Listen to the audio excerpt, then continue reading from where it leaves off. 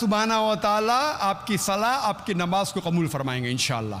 उस वक्त तक के आप जितना भी जिद्दोजहद कर सके, आप अरबी में जो सलाह में जो सूरह फातिहा पढ़ते हैं, कुरान की आयतें पढ़ते हैं, वो सब सीखने की कोशिश कीजिए। आप अरबी ज़बान नहीं जानती तो ट्रांसलिट्रेशन का सहारा ले सकती है। अगर ये नहीं जानती, कम अज़ कम तर्जुमा जो भी आप इसके बारे में जान सके वो आप अगर जहन में सिर्फ रखेंगे और जिस तरीके से इशारन क़याम और सुजूद का पालन कर सकेंगे, इंशाअल्लाह अल्लाह सुभाना व ताला आपकी नमाज को कबूल फरमाएगा। और आप अपनी कोई मुस्लिम सहेली का सहारा लीजिए या आप इस्लामिक रिसर्च फाउंडेशन आ सकती है। इंशाअल्लाह अल्लाह सुभाना व ताला बहुत ही जल्द आपको सही तरीका दिखाएंगे और आप जिस तरीके से आम मुसलमान पढ़ते हैं उस तरीके से पढ़ पाएंगे इंशाअल्लाह। माइक नंबर 2 से भाई का सवाल। Good evening, sir. So my name is Swapnil Mayekar. So my question for you is, you said media is bad, but it has two sides. So how can we as a youth can improve it? My first question is this, and my second question is, so how can I as a common person improve the relation between Hindus and Muslims in our country? भाई का सवाल था कि हम जानते हैं कि अक्सर मीडिया ख़राब है, हम इस मीडिया को कैसे सुधार सके। और दूसरा सवाल है कि हिंदू और मुसलमान भाइयों में अपनापन कैसा पैदा करें। पहला सवाल कि मीडिया अक्सर ख़राब है तो इसे सुधार कैसा सके। क्योंकि मीडिया वो चीज़ इंसान को दिखाता है जो इंसान देखना चाहते हैं। हम चाहते हैं कि गलत चीज़ देखे तो मीडिया गलत चीज़ दिखाता है।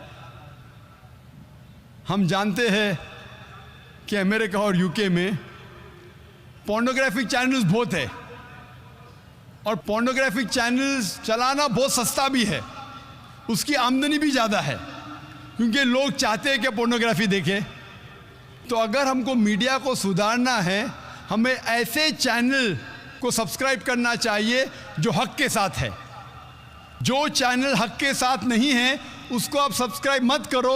इंशाअल्लाह धीरे धीरे मीडिया भी सुधर जाएंगी। गलत मीडिया जो हमारे माँ बहन को बेचता है, जो माँ बहन को नंगा करके दिखाता है, वो मीडिया को बैन लगाओ।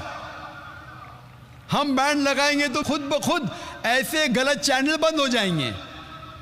जो मीडिया पैसे के बल के ऊपर न्यूज़ दिखाता है अपने फ़ायदे के लिए, उस चैनल को सब्सक्राइब मत करो। व्यूअरशिप कम होंगी, फ़ौरन मीडिया सुधरेगा। चाबी हमारे हाथ में।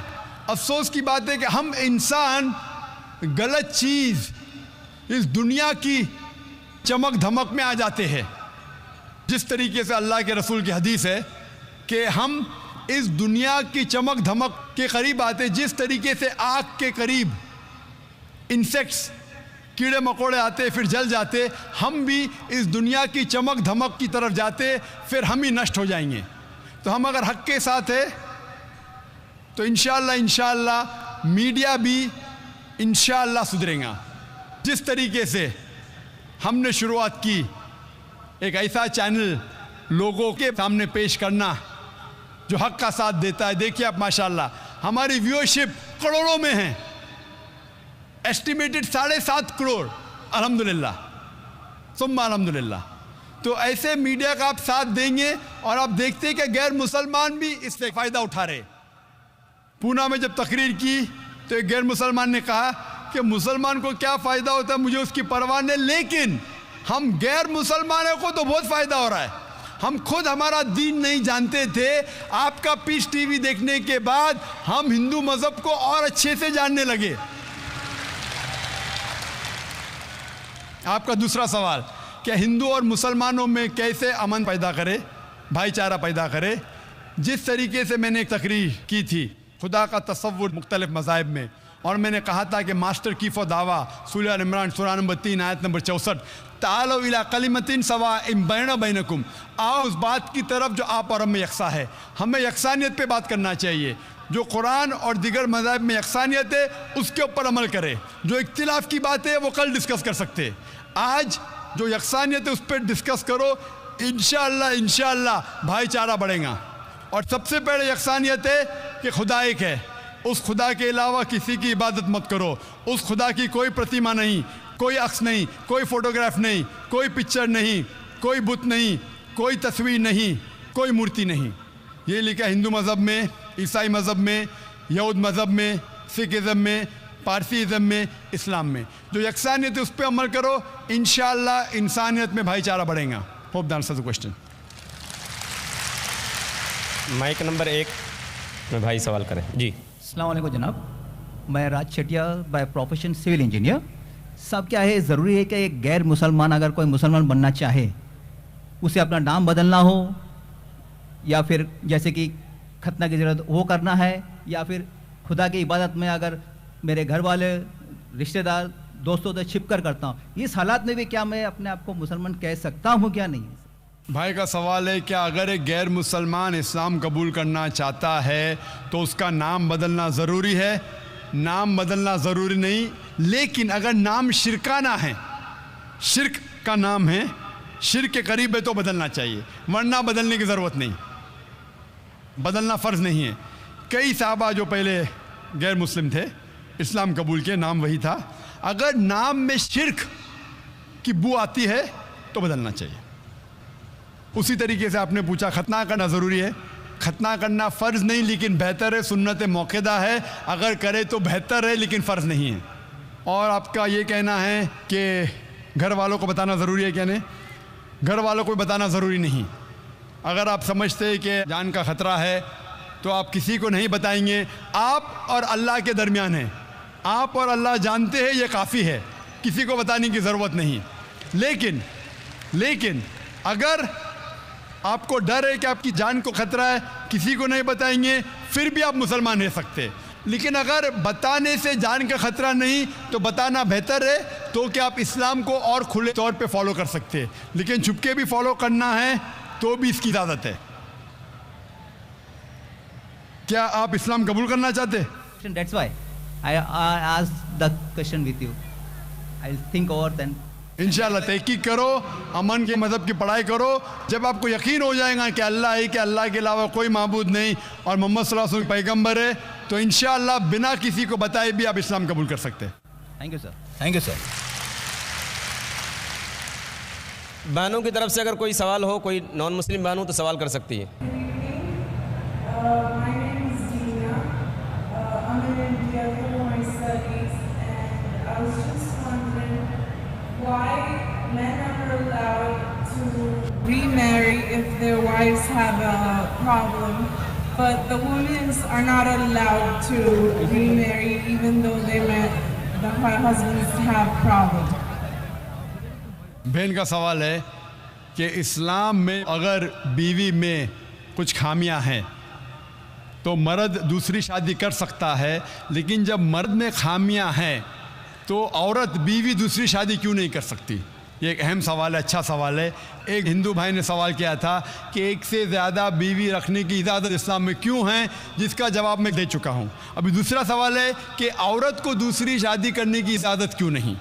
और एक से ज़्यादा बीवी करने की कई वजह है, जैसे औरत की तादाद इस दुनिया में मर्द से ज़्यादा है, तो औरत की हिफाजत करने के लिए कुछ मर्द को एक से ज़्यादा बीवी करने की इजाज़त देना पड़ेगा, फिर ही औरत महफूज रह सकती। और कई वजह है, और वजह है कि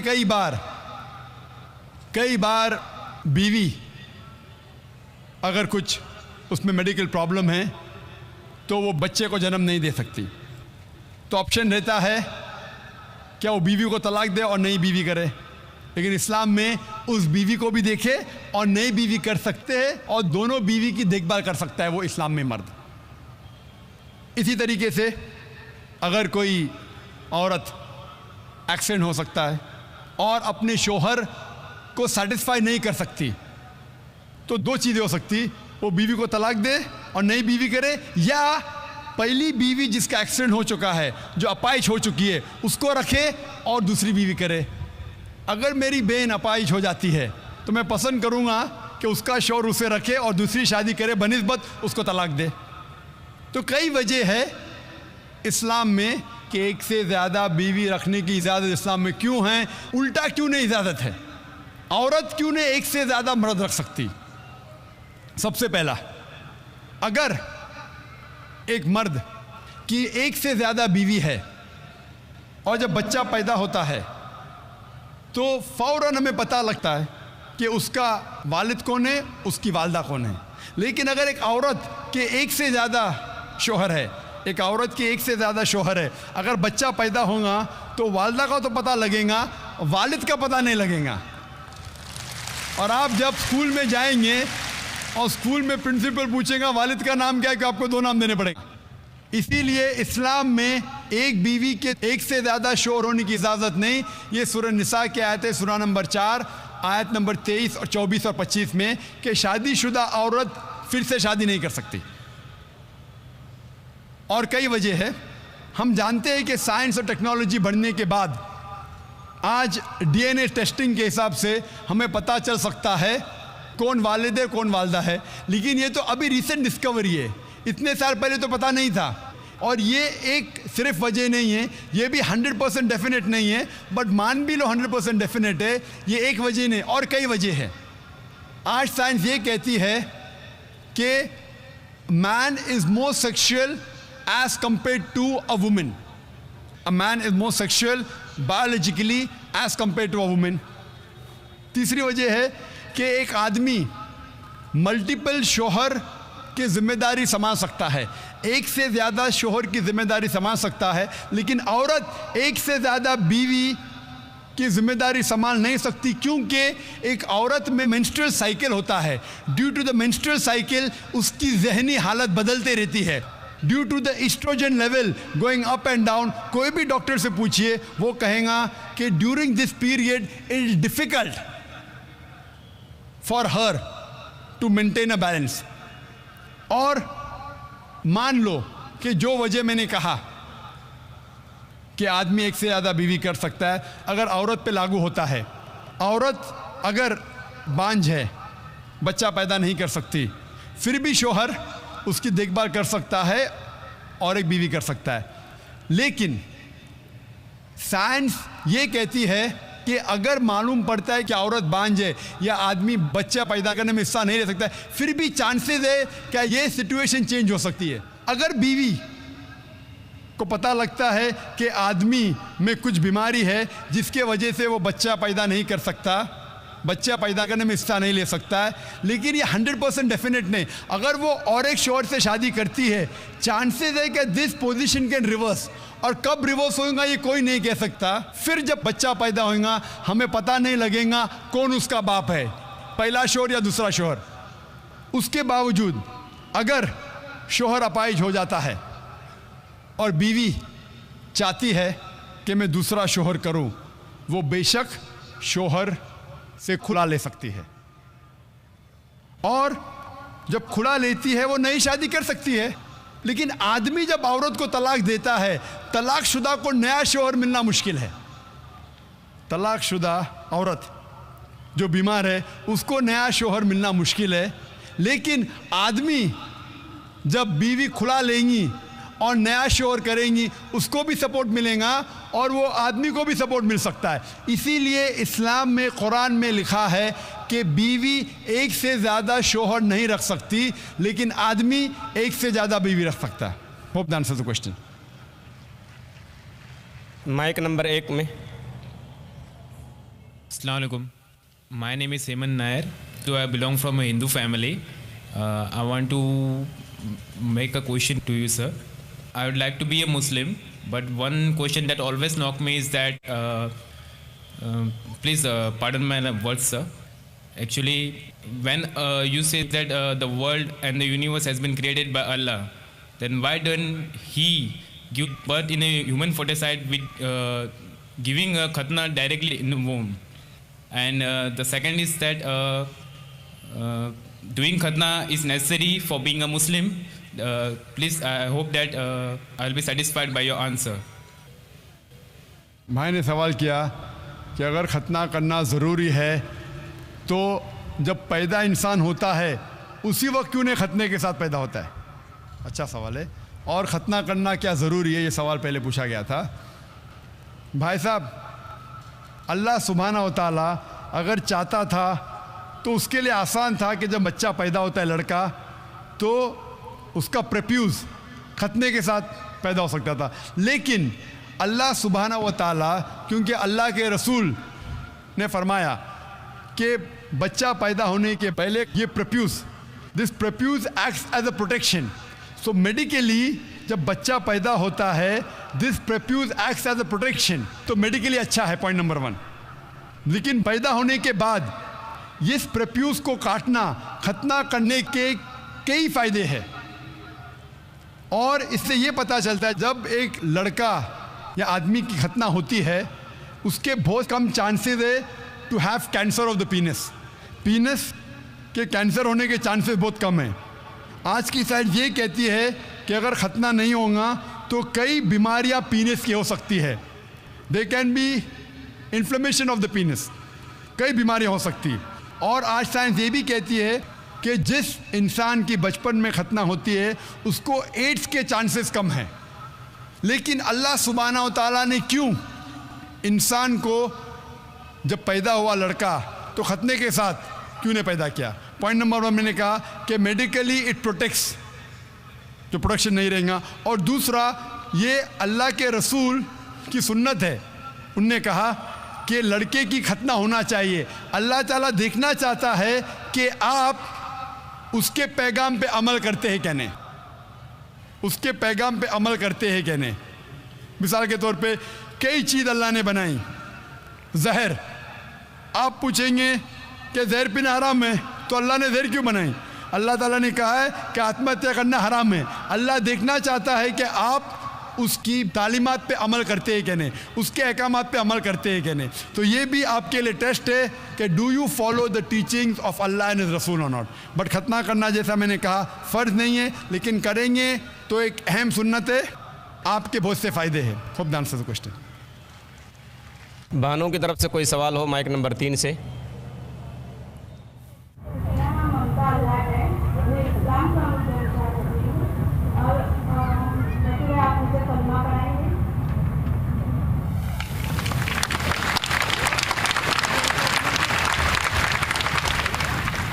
बहन ने कहा कि वो इस्लाम कबूल करना चाहती है। और जैसे मैंने कहा कि अक्सर लोग मुझे कहते हैं कि आम पब्लिक में कलमा मत पढ़ाओ। ये मेरी ख्वाहिश नहीं है।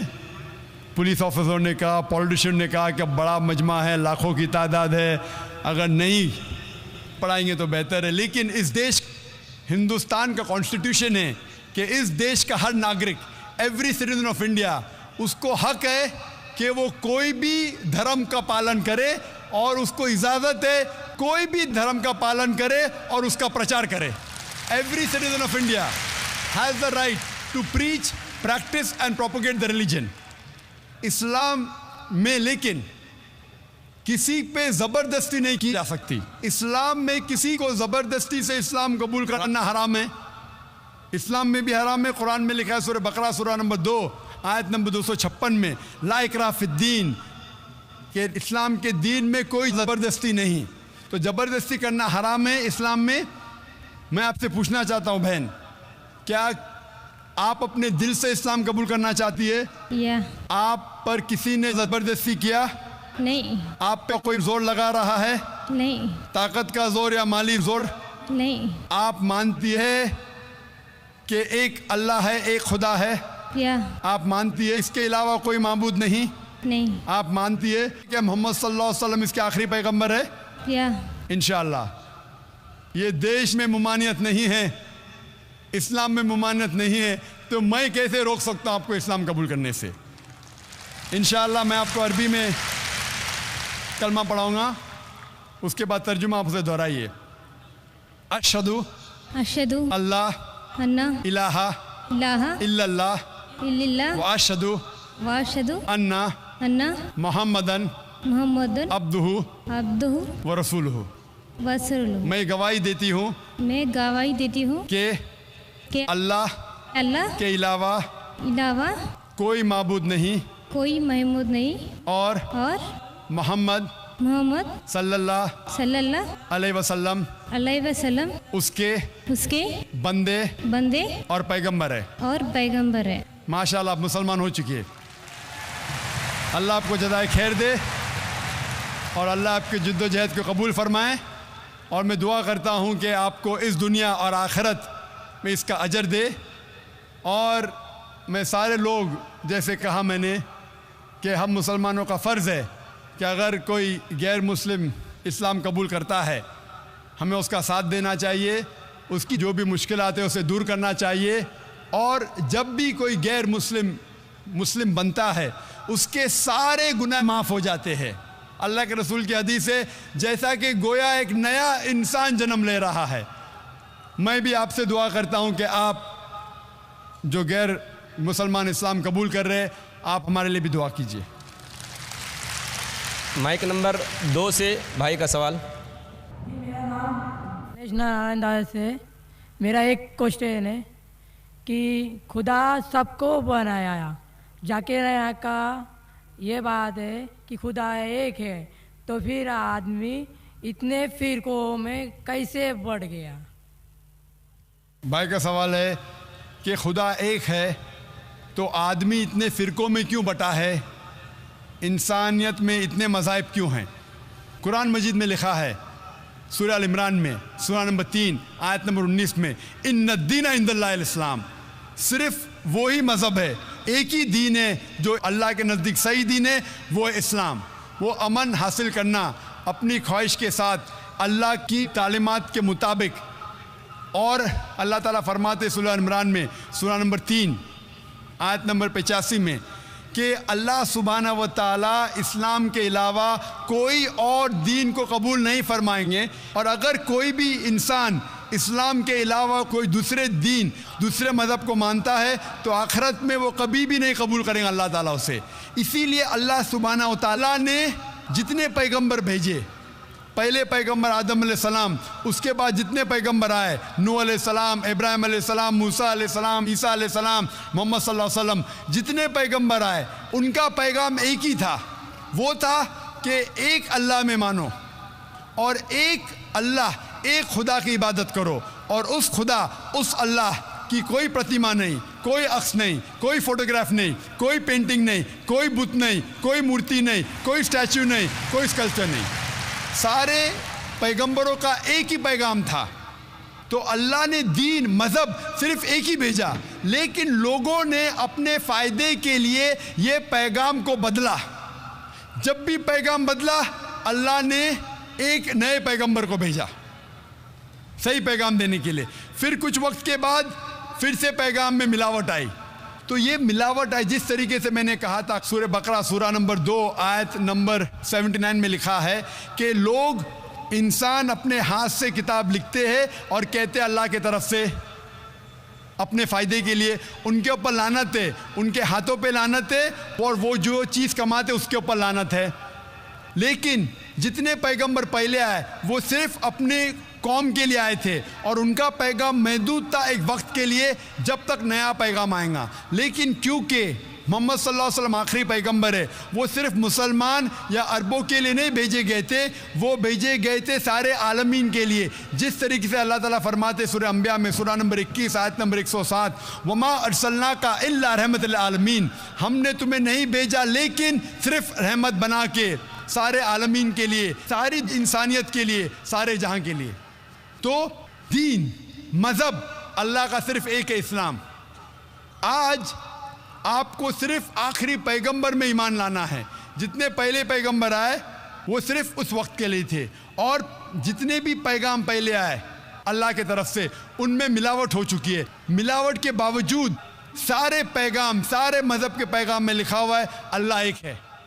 वैदानियत के बारे में उसमें यह भी लिखा हुआ है कि आखिरी पैगंबर आने वाले जिसका नाम मोहम्मद सल्लल्लाहु अलैहि वसल्लम है। मैंने तकरीर की थी मोहम्मद सल्लल्लाहु अलैहि वसल्लम का जिक्र मुख्तलिफ मजहबी किताबों में। मैंने तकरीर की थी खुदा का तसव्वुर मुख्तलिफ मज़ाहिब में।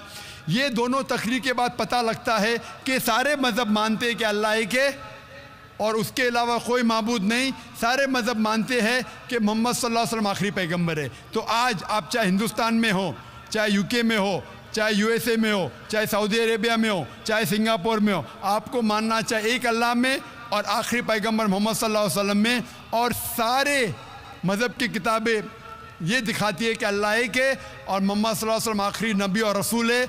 इसीलिए सिर्फ एक ही दीन, एक ही मज़हब अल्लाह ने भेजा और सारी इंसानियत को एक ही मज़हब का पालन करना चाहिए, वो है इस्लाम। यानी अपने आप अपनी ख्वाहिश से अल्लाह के अहकामात पे अमल करना, इसे कहते हैं Islam. Hope the answer the question. Mic number 1 में जो भाई खड़े हैं सवाल कर सकते हैं जी। अस्सलाम वालेकुम जाकिर साहब, मेरा नाम संतोष सिंह है। मैं एक मुस्लिम लड़की से शादी किया हूँ कोर्ट द्वारा। मैं इस्लाम कबूल करना चाहता हूँ। मेरे माँ बाप मुझसे नाराज़ हैं, अपने घरों को घर से बेदखल कर दिए हैं।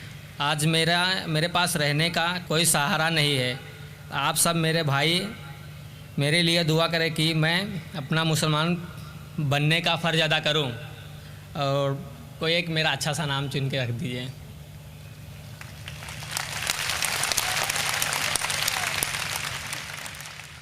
भाई साहब ने कहा है कि वो मुसलमान लड़की से शादी करना चाहते हैं, वो इस्लाम कबूल करना चाहते हैं, फ़र्ज़ पूरा करना चाहते हैं। एक नाम तजवीज़ करूं। भाई पहले मैं आपसे पूछना चाहता हूँ, इस्लाम क्यों कबूल करना चाहते हैं? मुस्लिम लड़की से शादी करने के लिए कि अल्लाह के अहकामात पे अमल करने के लिए? हो सकता है कि वो लड़की के वजह से आपको सीधी राह मिली हो, वो अलग बात है, लेकिन आप इस्लाम क्यों कबूल करना चाहते हैं? क्योंकि आपको इस्लाम मज़हब पसंद है? पसंद आप है। एक अल्लाह में मानते हैं? मानता हूँ। क्या आपको लड़की से शादी करने के लिए सिर्फ? नहीं, अल्लाह को मैं मानता भी हूँ। आप मानते हैं? मानता हूँ। अगर आप ये मानते हैं कि खुदा एक है? मानता हूँ। आप मानते हैं कि अल्लाह के अलावा कोई माबूद नहीं? नहीं। आप मानते हैं कि मोहम्मद सल्लल्लाहु अलैहि वसल्लम आखिरी पैगंबर है? हाँ। अगर आप सचमुच में इस्लाम पसंद करते हैं और वो लड़की आपका ज़रिया बन चुकी है तो कोई एतराज़ नहीं। हालांकि इस्लाम में लव बिफोर वेडिंग नहीं है।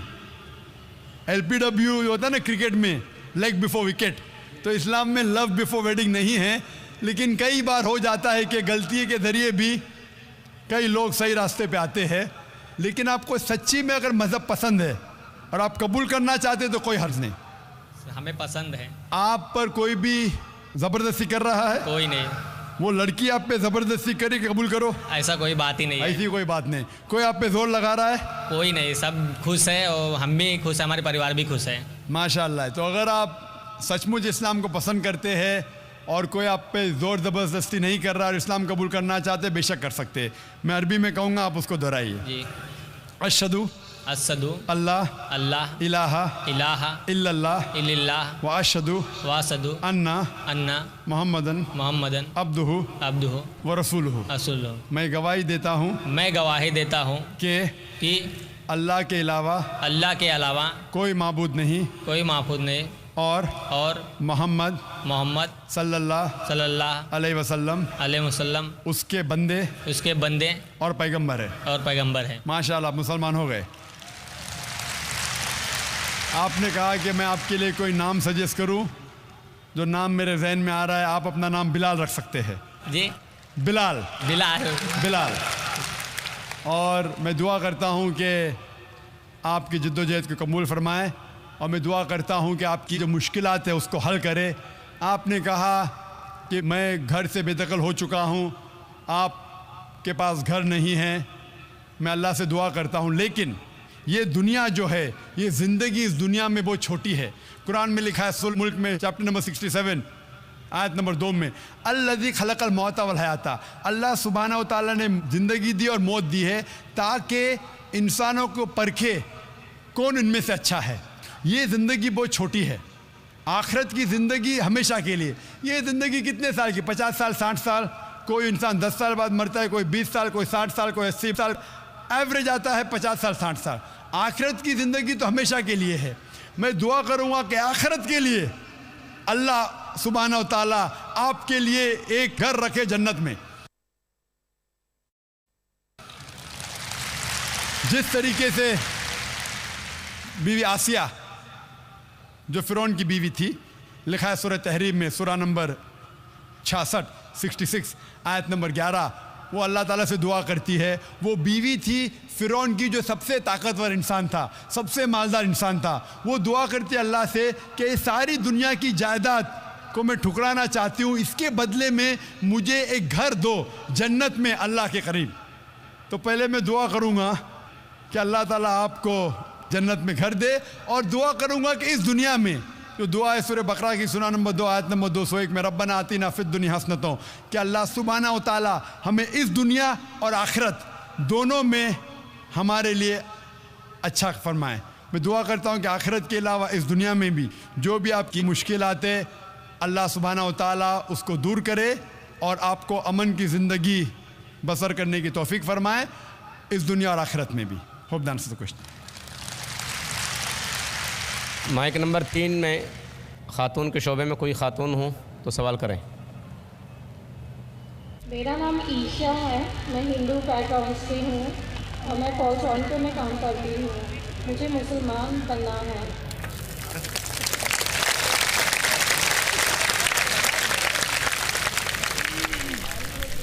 बहन ने कहा कि वो इस्लाम कबूल करना चाहती है। मैं आपसे पूछना चाहता हूँ बहन, क्या आप अपने दिल से इस्लाम कबूल करना चाहती है? जी हाँ। आप पर किसी ने ज़बरदस्ती किया? बिल्कुल नहीं। आप पे कोई जोर लगा रहा है? नहीं। ताकत का जोर या माली जोर? बिल्कुल नहीं। आप मानती है कि खुदा अल्लाह एक है जी हाँ। और उसके अलावा कोई माबूद नहीं? आप मानती है कि खुदा के आखिरी पैगंबर मोहम्मद सल्लल्लाहु अलैहि वसल्लम है? जी हाँ। इंशाल्लाह मैं अरबी में कलमा कहूँगा, आप उसके दोहराइए इंशाल्लाह। अशहदु अल्लाह इलाहा इल्लल्लाह व अशहदु अन्ना मुहम्मदन अब्दुहु व रसूलुहु। मैं गवाही देती हूँ कि अल्लाह के अलावा कोई माबूद नहीं और मोहम्मद सल्लल्लाहु अलैहि वसल्लम उसके बंदे और पैगंबर है। माशाल्लाह मुसलमान हो चुकी है और अल्लाह आपको जज़ाए खैर दे। इस्लाम कबूल करने के लिए जैसा मैंने कहा कि मजमे में कहने की ज़रूरत नहीं, लेकिन मैं इन 9 मुस्लिमों की दाद देता हूँ कि लाखों के मजमे में हिंदुस्तान में अल्हम्दुलिल्लाह इनकी हिम्मत को दाद देता हूँ कि बम्बई जैसी शहर में इनकी हिम्मत को दाद देता हूँ कि लाखों के मजमे में सब लोग के सामने अल्लाह इनको जज़ाए खैर दे। इस्लाम कबूल करने के लिए आप बंदे और अल्लाह के दरमियान हैं। अगर बंदा दिल में मान लेता अल्लाह है कि अल्लाह के रसूल मोहम्मद सल्लल्लाहु अलैहि वसल्लम में काफ़ी है, मजमे में कहने की ज़रूरत नहीं, लेकिन इनकी हिम्मत को दाद देता हूँ। अल्लाह सुब्हानहू व तआला आपको अजर दे इस दुनिया और आखिरत में, और आपकी मुश्किलात को दूर करे और आपको जन्नत फिरदौस दे। आमीन। जी माइक नंबर 2 में जो भाई खड़े हैं सवाल कीजिए। नमस्कार, माझं नाव भालचंद्र मोरे। ये देखो, आप जो कार्य कर रहे हैं वही मराठी में जो बांधव लोग हैं इनके लिए आप क्या कर रहे हैं, इतना मैं प्रश्न कर रहा हूँ बस। भाई साहब का सवाल है, हम जो हिंदी और उर्दू में ये प्रोग्राम कर रहे, तकरीर कर रहे, आप मराठी में क्या कर रहे हैं? यही सवाल, ऐसा ही सवाल 10 साल पहले लोग मुझसे पूछते थे कि आप अंग्रेज़ी में इतना काम कर रहे, उर्दू हिंदी में क्यों नहीं करते? तो चंद साल बाद हमने शुरू किया। लोग कहते थे मुझे कि आप अंग्रेज़ी में तकरीर कर रहे, उर्दू हिंदी में क्यों नहीं करते? मेरी उर्दू हिंदी बहुत कमज़ोर है। 2 साल 3 साल पहले कोशिश की, काफ़ी गलतियां हैं, अब भी है। अल्लाह ताला मदद कर रहा है मेरी, और माशाअल्लाह अभी मजमा जो है अंग्रेज़ी तकरीर से ज़्यादा मजमा है माशाअल्लाह। लाखों लोग बम्बई शहर में सुमैया ग्राउंड में, अल्लाह ताला इस नाचीज़ की कोशिश को कबूल फरमाएं। आपका सवाल था कि मराठी में हम क्या कर रहे? मराठी में हमारे कुछ दाई है इस्लामिक रिसर्च फाउंडेशन में जो तकरीर करते हैं। मराठी पे महारत नहीं है मुझे, सिर्फ उतनी मराठी जानता हूँ जितना मैं हॉस्पिटल में सीखा। हॉस्पिटल में जब मैं डॉक्टर बना तो पूछता था, तुम्हाला काय त्रास है, तुम्हाला ताप येते काय, तुमको क्या डिफ़िकल्टी है, डू यू हैव फीवर, क्या आपको बुखार है? तो ये थोड़े बहुत अल्फाज जानता हूँ मैं, लेकिन दावत हर ज़बान में होना चाहिए। क्योंकि मुझे अंग्रेज़ी पे महारत है, मैंने अंग्रेज़ी में शुरू किया। उर्दू और हिंदी में भी अल्हम्दुलिल्लाह कोशिश कर रहा हूँ। उर्दू और हिंदी में कई मुकर्रर हमारे इस्लामिक रिसर्च फाउंडेशन के। मराठी में 1 या 2 मुकर्रर है सिर्फ, लेकिन मेरी जितनी भी किताबें हैं, IRF के जितने भी वीडियो कैसेट्स है, हमारे वहाँ कॉपीराइट्स नहीं है, नो कॉपीराइट। आप मेरे जो भी किताब चाहे तो कोई भी ज़बान में ट्रांसलेट कर सकते हैं, और अल्हम्दुलिल्लाह सुम्मा अल्हम्दुलिल्लाह मेरी किताबें कई ज़बान में ट्रांसलेट हो चुकी है। इंग्लिश से सिर्फ उर्दू में, हिंदी में नहीं, तमिल में, मलयालम में, रशियन में, अरबी में, कई ज़बानों में तर्जुमा हो चुका है। हमारे पास कोई कॉपीराइट नहीं। जो भी हिंदी और अंग्रेज़ी जानता है और उसके साथ मराठी जानता है और मेरी किताबों का तर्जुमा करना चाहता है, उसके लिए कोई मुमानियत नहीं, कोई मुमानियत नहीं। मेरे कैसेट को भी डब कर सकता है, इसके लिए कोई मुमानियत नहीं। और इंशाअल्लाह अल्लाह सुब्हानहू व तआला अगर ऐसे अफराद हमें भेजेगा जो मराठी भी जानता है तो हम उसकी मदद करेंगे, और इंशाअल्लाह हम कोशिश करेंगे कि ये अमन का पैगाम, क्योंकि हम महाराष्ट्र में रहते हैं, इंशाअल्लाह हम कोशिश करेंगे कि मराठी ज़बान में भी मराठी मानूस के लिए, जो लोग मराठी जानते हैं, इंशाअल्लाह कितना वक्त लगेगा मैं जानता नहीं। हमारी कोशिश है कि हर ज़बान में हम इस्लाम का पैगाम फैलाएं। जितनी हम कोशिश करेंगे, जितना अल्लाह ताला हमारा साथ देगा, इंशाअल्लाह हम कोशिश करेंगे कि दिगर ज़बान में भी अमन का पैगाम फैलाएं। और हम दुआ करते हैं कि इंशाअल्लाह बहुत जल्दी हम मराठी में भी इस्लाम का पैगाम फैलाएंगे इंशाअल्लाह। जी भाई, माइक नंबर 1 से सवाल करिए। मेरा नाम मुकुंद दवे है, बेरोजगार हूँ। आपने बोला है कि जो इस्लाम कबूल करता है उसके हज़ारों गुनाह माफ़ हो जाता है, मगर मेरे हिसाब से सबका मालिक एक है, और एक मालिक होते हुए किसको ये नज़र से देखता है और किसको वो नज़र से देखता है। हिंदुओं को माफ़ नहीं करेगा और जो इस्लाम धर्म स्वीकार करता है उसको माफ़ कर देगा। ये कौन सा ऊपर वाले का कानून है जो मेरी समझ में नहीं आ रहा है? बहुत अच्छा सवाल, बहुत अच्छा सवाल। मालिक एक तो सारे इंसानों के लिए अदल भी एक होता है। बहुत अच्छा सवाल, बहुत अहम सवाल। भाई का सवाल है कि ये किधर का मुसलमानों को माफ़ करता है, हिंदू को नहीं माफ़ करता है। मैंने आपसे कहा कि जो इंसान नाम का मुसलमान है, उसका नाम मोहम्मद, अब्दुल्ला, जाकिर है, तो वो काफ़ी नहीं जन्नत में जाने के लिए। मुस्लिम का मतलब वो इंसान जो अमन हासिल करता है अपनी ख्वाहिश, अपनी मर्ज़ी से खुदा के अहकामात पे अमल करने के बाद। यानी जो इंसान अपने मालिक के अहकामात पे अमल करता है वो सच्चा इंसान है। वो नाम का क्या है उसका मैं कोई लेना देना नहीं। यहाँ मैं कह रहा हूँ कि जो इंसान अल्लाह के अलावा किसी के साथ शिर्क कर रहा था, आज शिर्क करना छोड़ दिया, आज उसके गुनाह माफ़ होंगे। चाहे कोई भी हो, आप भी अगर कहते कि मैं शिर्क करना छोड़ दूंगा, अल्लाह के अलावा किसी और की इबादत नहीं करूँगा, जो हिंदू मज़हब की किताब में लिखा है, और मैं मानूंगा आखिरी पैगंबर मोहम्मद सल्लल्लाहु अलैहि वसल्लम में, चाहे आप ईसाई है, चाहे आप हिंदू है, चाहे आप यहूदी है, आज आप अगर अपने मालिक का कहना मानेंगे तो आपका मालिक आपको माफ़ करेगा। लेकिन अगर आप कहेंगे मेरा मालिक एक, लेकिन मालिक का कहना नहीं मानेंगे तो मालिक कैसा माफ़ करेगा? मिसाल के तौर पे एक एग्जामिनेशन होता है, टीचर सारे तालिब इल्म के लिए बराबर है। टीचर 1 साल के लिए सारे तालिब इल्म, सारे स्टूडेंट्स को सिखाता है, बराबर। लेकिन एग्जामिनेशन में जो टीचर पूरे साल भर सिखाता है, जो तालिब इल्म वो टीचर के सिखाए मुताबिक एग्जामिनेशन पेपर में लिखता है, वो पास हो जाएगा। जो तालिब इल्म टीचर जो सिखाता है उसके खिलाफ काम करता है, तो टीचर क्या उसको पास करेगा? चाहे वो हिंदू, मुस्लिम हो, ईसाई हो, जो टीचर सिखाता है उसके ऊपर वो तालिब इल्म उसके मुताबिक इम्तिहान देता है, वो पास होगा। आपका मालिक, हमारा मालिक एक है। सारी किताबों में लिखा है, हिंदू मज़हब की किताब में, यहूद मज़हब की किताब में, ईसाई मज़हब की किताब में, इस्लाम मज़हब की किताब में, सिख मज़हब की किताब में, कि मालिक एक है। मालिक के अलावा किसी की इबादत नहीं करना चाहिए, खुदा के अलावा किसी की इबादत नहीं करना चाहिए। कल मैंने फरमाया था कि उस खुदा की कोई प्रतिमा नहीं, कोई अक्स नहीं, कोई फोटोग्राफ नहीं, कोई पिक्चर नहीं, कोई बुत नहीं, कोई मूर्ति नहीं। फिर अगर आप मूर्ति देंगे तो आप मालिक का कहना नहीं मान रहे।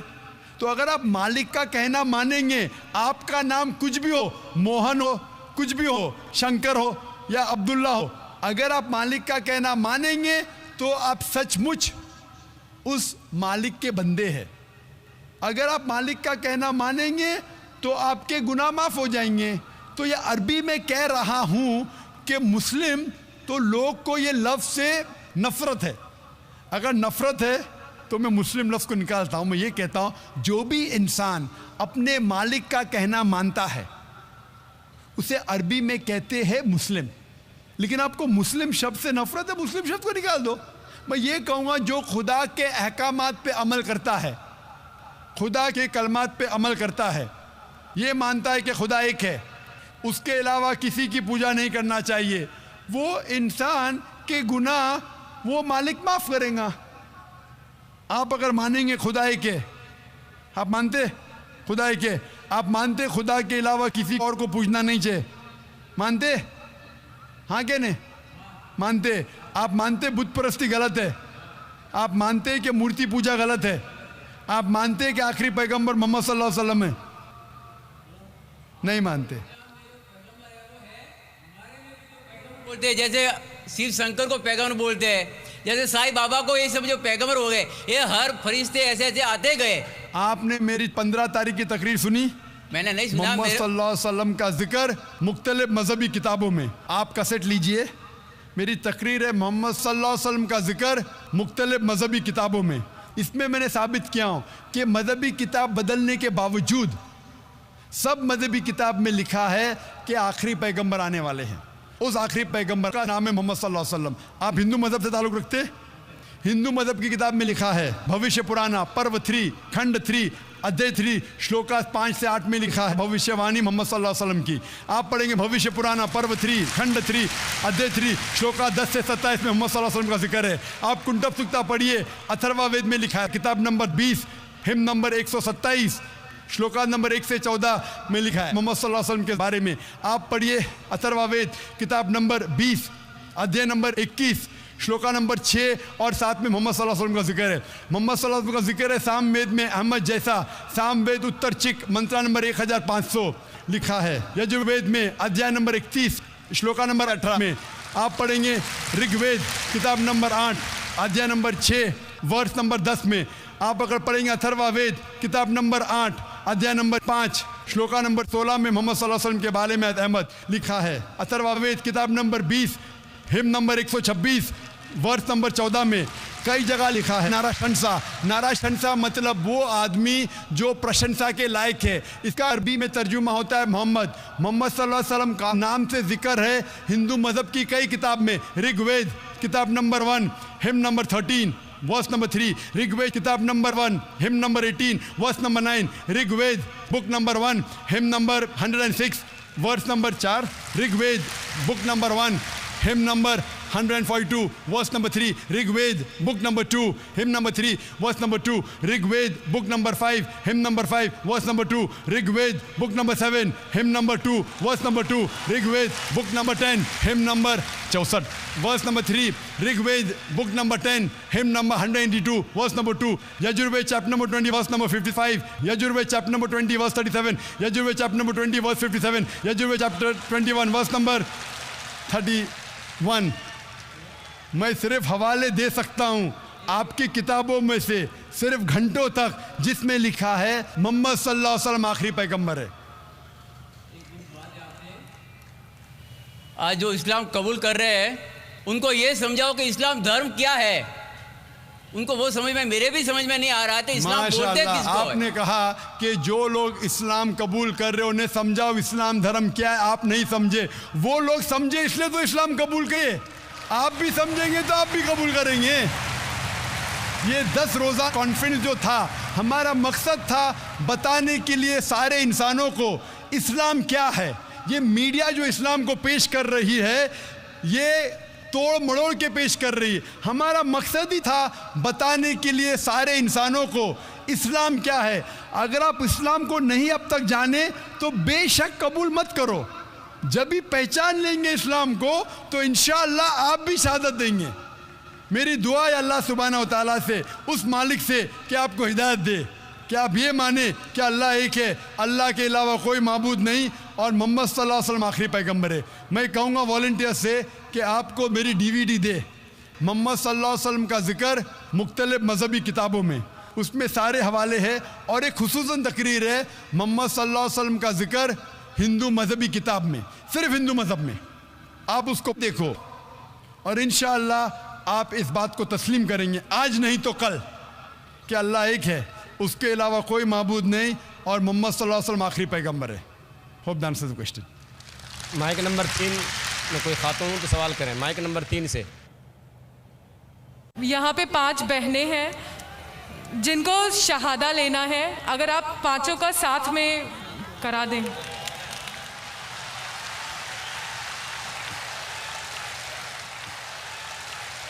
मैं जो नहीं चाहता हूँ वो अल्लाह ताला कर रहा है। मुझे किसी ने कहा कल कि शहादा इतने हो रहे, क्यों ना आप ऐलान करो कि एक साथ में दो तो वक्त बचेगा और लोग आएंगे। मैंने कहा मैं पब्लिक में नहीं कहना चाहता हूँ, लेकिन माशाअल्लाह लोग को पता है कि वक्त कम है तो पांचों बहनें साथ में माइक के नज़दीक आ गए। मैं सिर्फ ये पूछना चाहता हूँ पांचों बहनों से, क्या कोई भी आप पे ज़बरदस्ती कर रहा है इस्लाम कबूल करने के लिए? कोई आप पे दबाव डाल रहा है इस्लाम कबूल करने के लिए?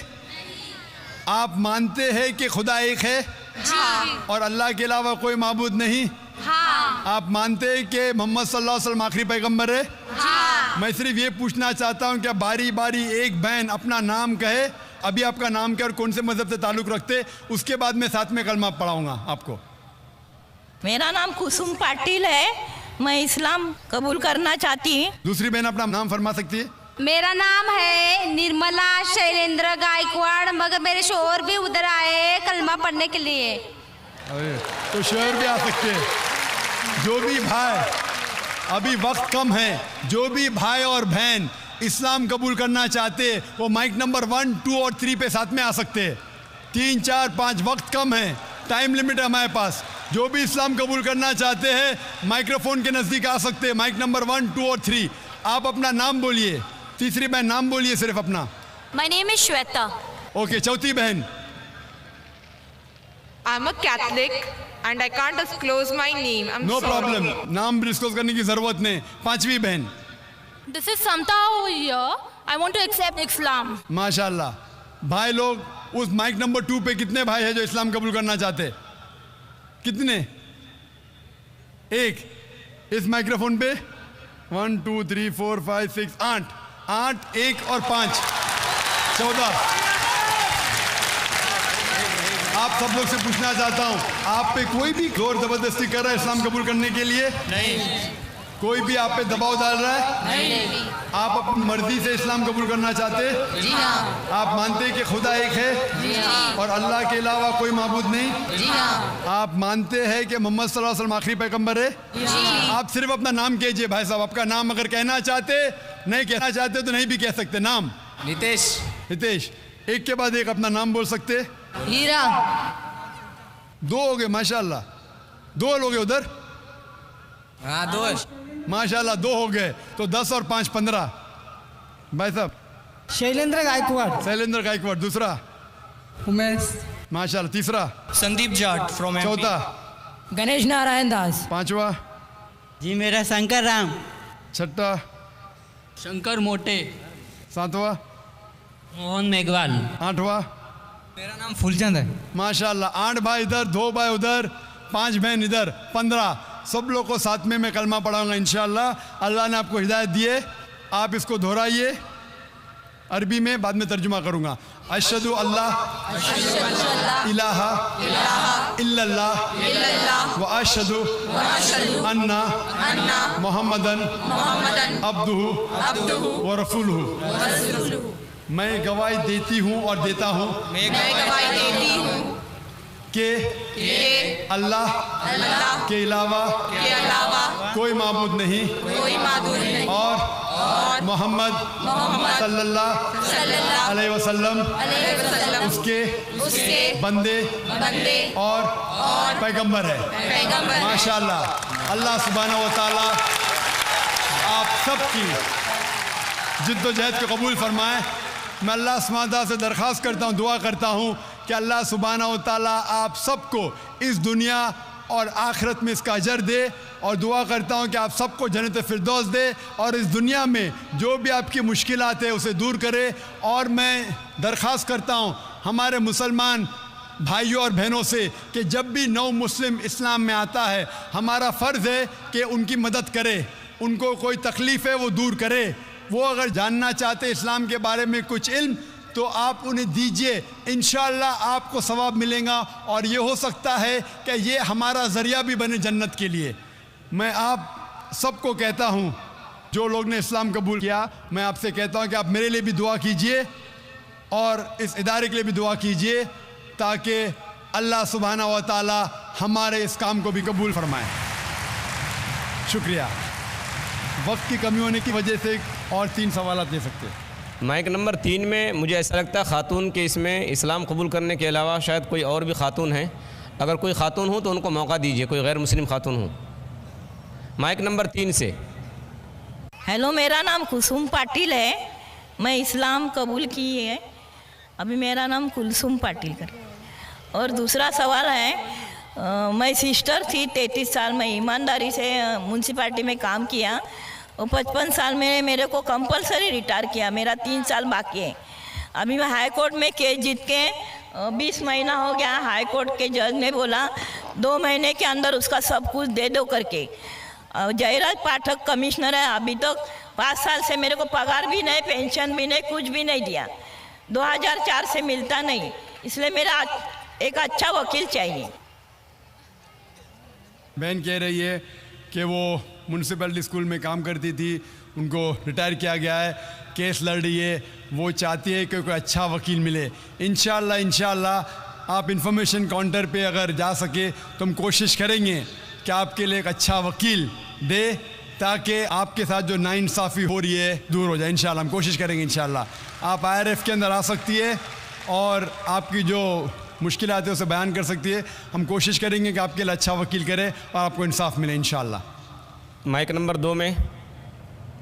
वेरी गुड इवनिंग, मेरा नाम श्याम खत्री है, and by profession I am into software engineering, and my question is कि लाइक मुझे पता है कि किसी चीज़ को, मतलब कोई ह्यूमन हो या एनिमल हो, उसे कैद करना गलत है, जो कि हमें कोई नुकसान नहीं पहुंचाता था, करेक्ट। फिर भी मेरे ऐसे दोस्त है जो लाइक पेट एनिमल्स रखते 4 दीवार के अंदर, दैट इज फिश टैंक। भाई साहब, हमारे पास ज़रा इन्फॉर्मेशन आई है, क्योंकि 10 बज चुके हैं, तो कह रहे हैं कि हमें प्रोग्राम को ख़त्म करना चाहिए। But you can answer this my question. जो भी आपके सवाल आते हैं आप IRF में आइए, इंशाअल्लाह मैं पहले आपका सवाल का जवाब दूंगा, या ये प्रोग्राम ख़त्म होने के बाद आप आ सकते हैं लॉन्च के अंदर, स्पीकर लॉन्च में, मैं आपके सवाल का जवाब दूंगा। अभी वक्त की किल्लत होने की वजह से जो आखिरी जो दुआ हम करना चाहते हैं, मैं रिक्वेस्ट करूँगा शेख फैज़ुर रहमान से, इमाम को प्रोबला दुआ पर।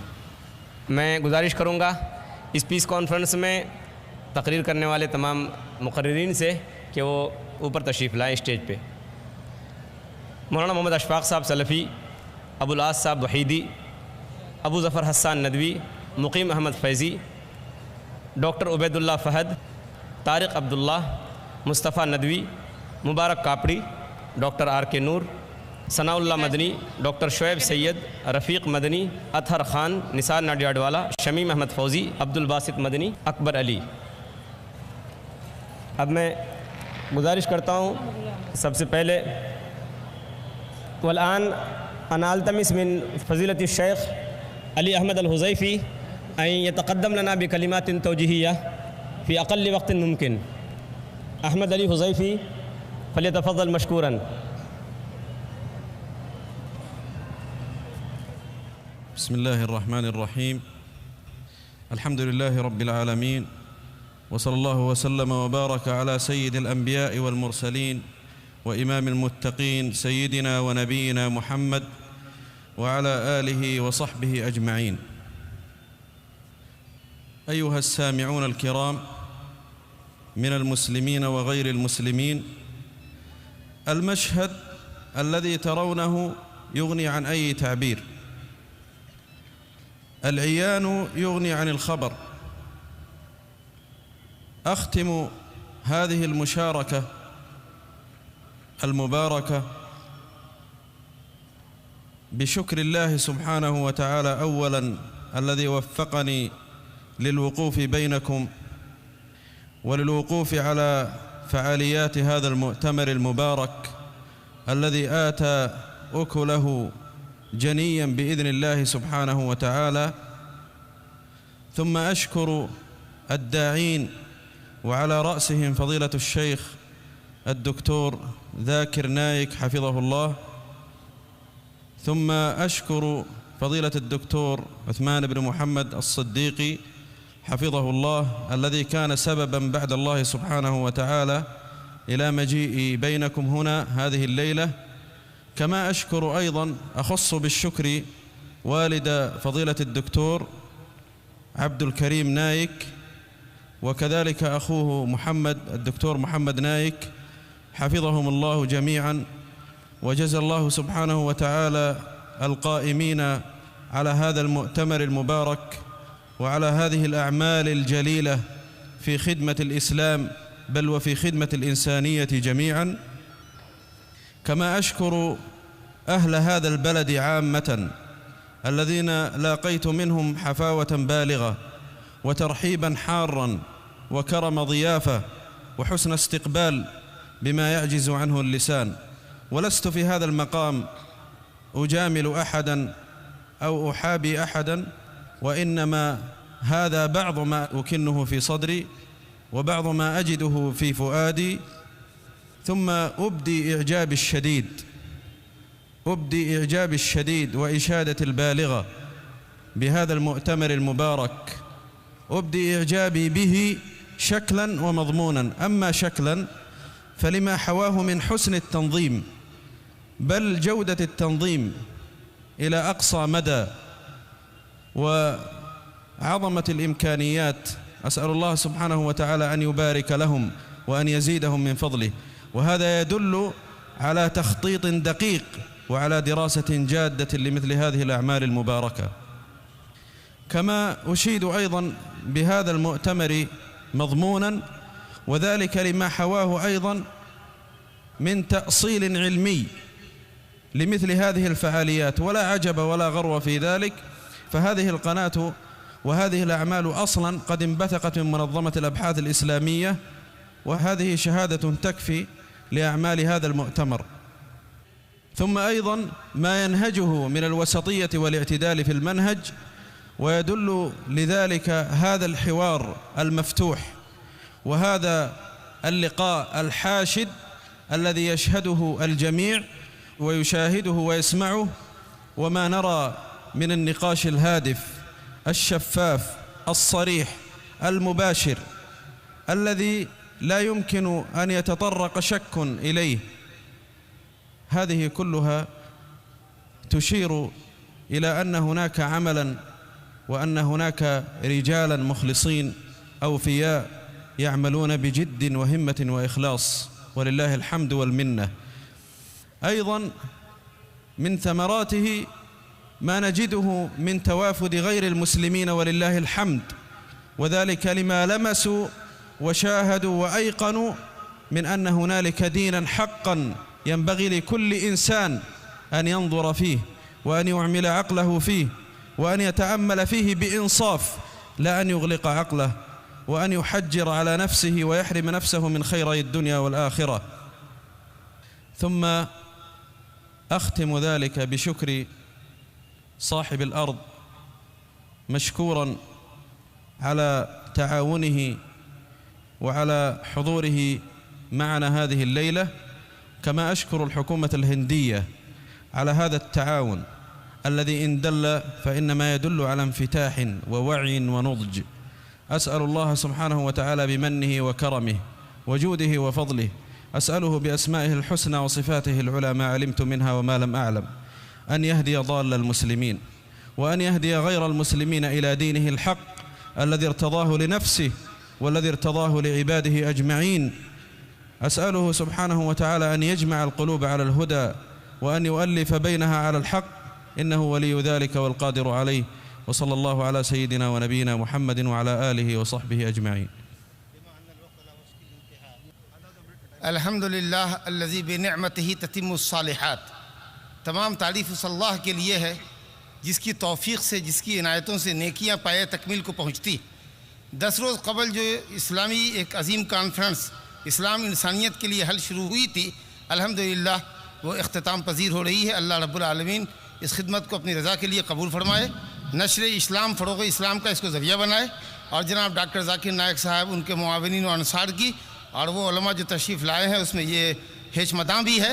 अल्लाह ताला हम सब की और आप सब की कोशिशों को दीन के लिए अपनी रज़ा के लिए कबूल फरमाए और इस कॉन्फ्रेंस के दूर रस और मुफीद असरात अल्लाह ताला ज़ाहिर फरमाए।